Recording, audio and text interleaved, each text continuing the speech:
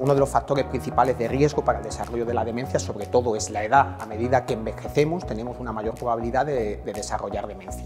Mi nombre es Israel Contador, soy catedrático en psicobiología y actualmente soy responsable del Grupo de Envejecimiento, Cognición y Salud de la Universidad de Salamanca. Nuestra línea de investigación se centra sobre todo en el estudio de marcadores, tanto neuropsicológicos como estudios de diferentes biomarcadores asociados al desarrollo, la anticipación del deterioro cognitivo o la demencia. El proyecto tiene que ver con la evaluación neuropsicológica, con diseñar un instrumento y validar un instrumento de evaluación neuropsicológica que permita ser mejores prediciendo el tipo de dificultades que pueden tener personas que pueden llegar a padecer una demencia. La demencia es un término global, es un síndrome clínico caracterizado por diferentes síntomas que tiene una etiología múltiple. Es decir, la más conocida, evidentemente, que más conocemos todos, es la enfermedad de Alzheimer, pero existen otras formas de demencia, vasculares, de cuerpos de Lewy y otros tipos o formas asociadas a este síndrome que, como digo, no es una enfermedad, sino un término global que engloba diferentes etiologías o enfermedades. La LURIA-DNA2 es una batería o como un conjunto de pruebas que evalúa distintas áreas cognitivas, entre ellas la memoria, el lenguaje, lo que llamamos función ejecutiva, que sería como razonamiento, y también visoespacial, que sería como percepción. Evaluamos estas áreas con la intención de detectar si existe una especie de declive cognitivo que pueda ser indicativo de que hay algo más, como puede ser una demencia.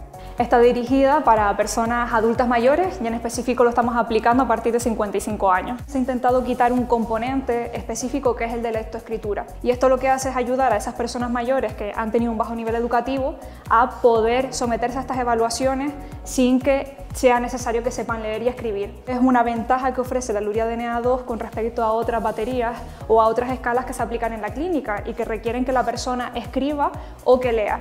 Estudiar el rendimiento cognitivo de los ancianos sanos y compararlos con personas que tienen quejas de memoria. Un síntoma que es muy frecuente en los ancianos, se entiende ahora que es un factor de riesgo para el desarrollo posterior del deterioro cognitivo. Estas personas que presentan quejas, pues ya a veces se ha asociado a ciertos biomarcadores o a ciertos cambios cerebrales, anticipan que puede ir algo mal y que van a desarrollar la demencia en el futuro. Intentar entender mejor cuáles son las características cognitivas y también cómo el cerebro de esas personas neurofuncionalmente, cuando están realizando ciertos tipos de tareas, es importante para intentar discriminar entre los sujetos que pueden desarrollar la demencia o los que no la van a desarrollar.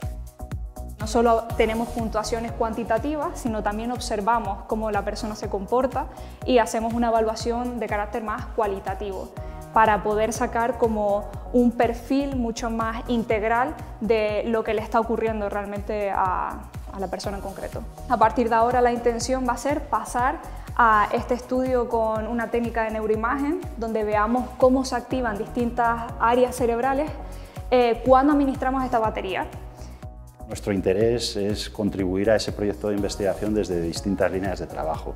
Una de ellas tiene que ver con parte de lo que hacemos en la unidad de infoautismo, que tenemos algunos proyectos relacionados con la obtención de indicadores y marcadores biológicos. Tenemos un laboratorio con técnicas especializadas en medidas de neuroimagen que pueden ayudar en esos procesos. Vamos a utilizar una de esas técnicas que se llama FNIRS, que básicamente consiste en medir la actividad hemodinámica del cerebro, es decir, es medir un poco la cantidad de hemoglobina que pasa en un momento determinado por el cerebro de una persona, siendo esto un posible indicador de actividad cognitiva. Esto nos permite, ¿verdad?, establecer hipótesis sobre cómo una persona llega a tener un rendimiento en una prueba de carácter neuropsicológico. Se puede inferir hasta qué punto una zona cerebral que probablemente ha necesitado más sangre en un momento determinado porque requiere tener más actividad porque la persona, por ejemplo, está ejecutando una tarea difícil. Nosotros lo que pretendemos hacer aquí es un estudio al final que tiene como diferentes fases, ¿no? Lo que nosotros queremos inicialmente es hacer un pequeño cribado, un pequeño estudio cognitivo, porque inicialmente estas personas se van a estudiar, son personas que no tienen alteraciones cognitivas, es decir, son personas o bien cognitivamente sanas o personas que tienen queja subjetiva de memoria, ¿no? Cómo esas personas que no presentan actualmente una alteración establecida, cómo son sus patrones neurofuncionales de consumo de oxígeno cuando están en estado de reposo o cuando resuelven la batería, ¿no? Esto nos permitirá comparar ambos grupos, tanto el grupo de personas controles con las personas que tienen queja subjetiva, para ver si existe algún tipo de patrón diferencial, ¿no? Pero partiendo de esa base, todos los sujetos o ninguno de ellos presenta una alteración cognitiva significativa. Los biomarcadores al final nos permiten obtener información, vamos a decir, por vía del atajo. Un biomarcador lo puedes obtener de manera indirecta, sin preguntar a la persona, ¿verdad? Le pones en una situación y si de manera consistente has encontrado que se da una determinada actividad cerebral, pues puedes utilizarlo como un indicio de que probablemente ahí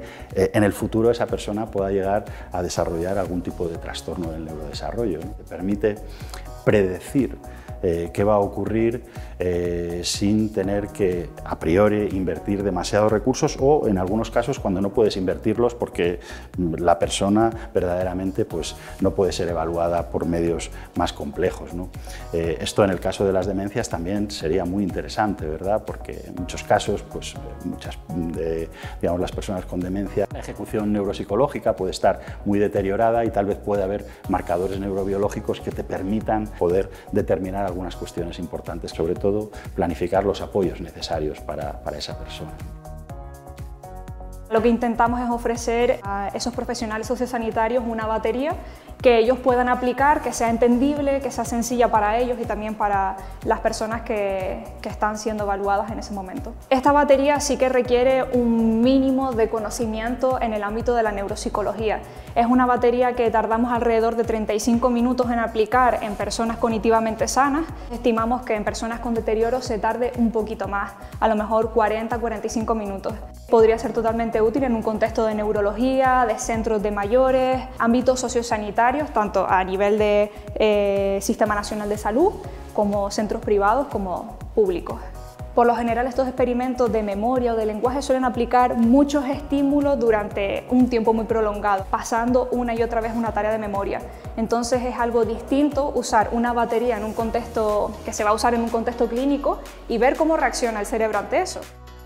El proyecto pretende tener dos beneficios importantes. Uno, por una parte, pues a anticipar el diagnóstico precoz y poner de alguna manera el tratamiento o anticipar los tratamientos, aplicarlos de una manera temprana y evitar un poco el abuso, digamos, o el uso del sistema y los costes asociados de salud asociados con el desarrollo del deterioro cognitivo.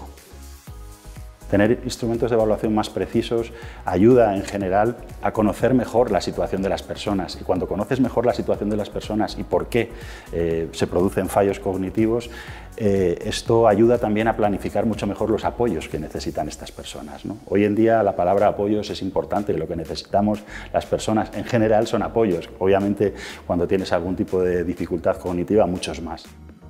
Hay algunos datos esperanzadores que apuntan a que con algunos hábitos de vida y algunas estrategias y políticas a nivel de población podríamos prevenir el desarrollo de las demencias. Una estrategia importante en el futuro es investigar sobre factores que nos ayudan a demorar la aparición de la demencia, ¿no? Y también a diagnosticarla de manera precoz.